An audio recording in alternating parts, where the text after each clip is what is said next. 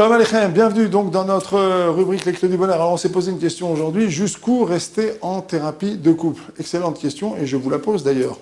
Je vous la pose, jusqu'où rester en thérapie de couple? C'est vous qui répondez. Souvent les gens se tournent vers le thérapeute en disant, bon alors qu'est-ce qu'on fait? Qu'est-ce que vous pensez de notre situation? On continue? On y va? Qu'est-ce qu'on fait?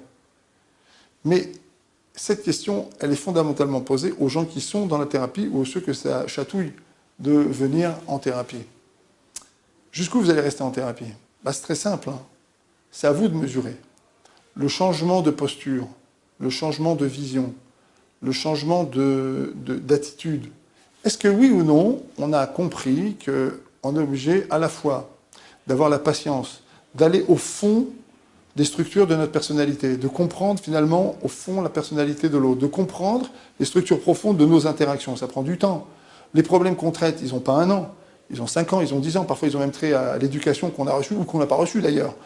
Donc ils ont 25 ans, 30 ans d'âge.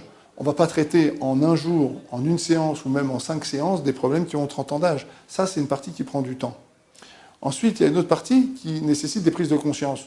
À un moment donné, il faut changer son comportement, il faut changer de posture, il faut donner de l'espoir au couple. Donc pour ça, il faut prendre sur soi de changer sa manière de fonctionner. Et parfois, ça peut être un peu artificiel dans un premier temps, comme un bébé qui commence à marcher dans le salon, qui est maladroit, qui tombe. En fait, on change. On va essayer de faire autre chose, on va essayer d'expérimenter autre chose. Donc il y a une espèce de dosage, à la fois entre aller au fond, comprendre les structures de la personnalité, de l'un et de l'autre, les interactions du couple, et de l'autre côté, changer. Alors, quand on a un désir profond de dialogue, de compréhension, et lorsqu'on a un désir profond qui s'exprime dans les faits, de changer, de se fixer en quelque sorte des exercices de comportement, avec tout ce qui va avec, c'est-à-dire la ligne de crédit qu'on va se laisser, l'espoir qu'on va se laisser, qu'on va laisser à l'autre, et toutes les possibilités d'erreur qu'on laisse à l'autre parce qu'on est en train de faire un apprentissage. Alors quand on est dans cette démarche, on est dans la thérapie. En dessous de ça, on n'est pas dans la thérapie. Alors on va poser la question, est-ce qu'on reste ou est-ce qu'on ne reste pas? Faut se la poser à nous. Qu'est-ce qu'on a décidé de faire? On a décidé de sauver notre couple, sauver nos enfants. On a essayé d'arrêter ce carrosse infernal et faire en sorte que nos enfants, en 2e génération, en 3e génération, ils aient l'exemple de parents qui ont su surmonter leurs mauvaises tendances, leur tendance au conflit, à la dispute, à la rupture, et qui en fait ont su trouver un nouveau modèle de comportement ensemble.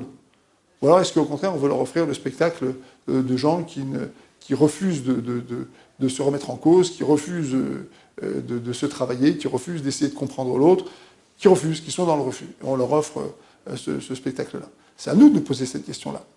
Et cette question, elle est posée, elle est au cœur de la thérapie. Il faut savoir une chose, c'est que la thérapie peut donner des coups d'accélérateur. La thérapie, elle peut faire germer des solutions, elle peut faire germer des espoirs, c'est vrai. Mais fondamentalement, c'est l'engagement du couple dans le désir de se comprendre, de dialoguer et de changer qui va faire la différence. Voilà ce qu'on peut dire comme clé, c'est finalement la limite au-delà de laquelle la thérapie est possible, et en deçà de cette limite, effectivement, il faut se poser des questions et finalement se remettre en cause et essayer de comprendre si oui ou non on a compris qu'on est arrivé à un point où on doit changer, où on doit se remettre en cause. À très bientôt.